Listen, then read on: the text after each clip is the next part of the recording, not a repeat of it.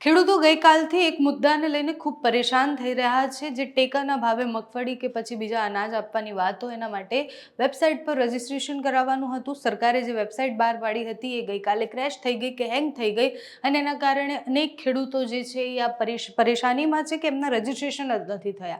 હવે અત્યારે ખેડૂતો સતત એક પછી એક પ્રશ્નો કરી રહ્યા છે, ત્યારે કૃષિમંત્રીએ જવાબ તો આપ્યો.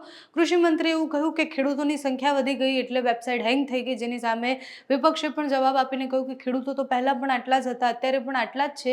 તમે પહેલાં જોઈને આવો, અભ્યાસ કરીને આવો કે તકલીફ શું છે, અને પછી બોલો.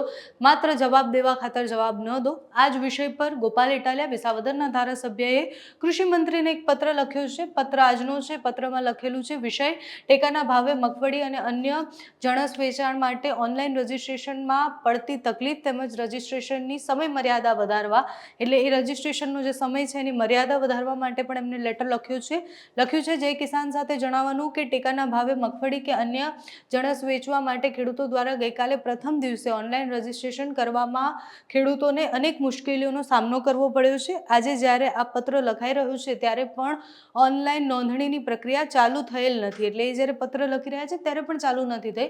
કૃષિ મંત્રીએ ભલે પોતાનું નિવેદન આપી દીધું હોય, રાઘવજી પટેલે, પણ એની સામે પણ બહુ જ બધા સવાલો છે. ટેકાના ભાવે નોંધણી કરવાની વેબસાઇટ, જે વેબસાઇટ આપેલી છે, ગઈકાલે હેંગ થઈ હતી, ક્રેશ થઈ ગયેલી હતી. તેમજ ગઈકાલે ખેડૂતોને 7 થી 12ની નકલ કાઢી, 7-12ની જે નકલ હોય એ વેબસાઇટ પર ક્રેશ થઈ ગઈ હતી. આથી ગઈકાલે આ લખાઈ રહ્યું છે ત્યાં સુધીમાં કોઈ ખેડૂતોનું રજીસ્ટ્રેશન થઈ શક્યું નથી. છેલ્લા 2 દિવસથી રજીસ્ટ્રેશન માટે ખેડૂતો હેરાન પરેશાન થઈ રહ્યા છે, ધક્કા ખાઈ રહ્યા છે. ત્યારે મારી નીચે મુજબની તાત્કાલિક માંગણીઓ જે છે ધ્યાનમાં લેવામાં આવે. એક, ટેકાના ભાવે નોંધણી કરવાની વેબસાઇટ તાત્કાલિક મેન્ટેન કરી અને ચાલુ કરવામાં આવે.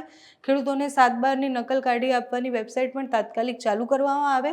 અને સાથે ટેકાના ભાવે જણસ વેચાણ કરવા માટેના ઓનલાઈન રજીસ્ટ્રેશનની સમય મર્યાદા 15 દિવસથી મર્યાદા જે છે એ વધારવામાં આવે. એટલે જે સમય મર્યાદા આપી છે એમાં પણ વધારો કરવામાં આવે. ગોપાલ ઇટાલિયાએ આ પત્ર લખ્યો છે કૃષિમંત્રીને, અને કૃષિમંત્રી હવે એનો શું જવાબ આપે છે, એના ઉપર શું નિર્ણય લે છે એ ખબર નથી.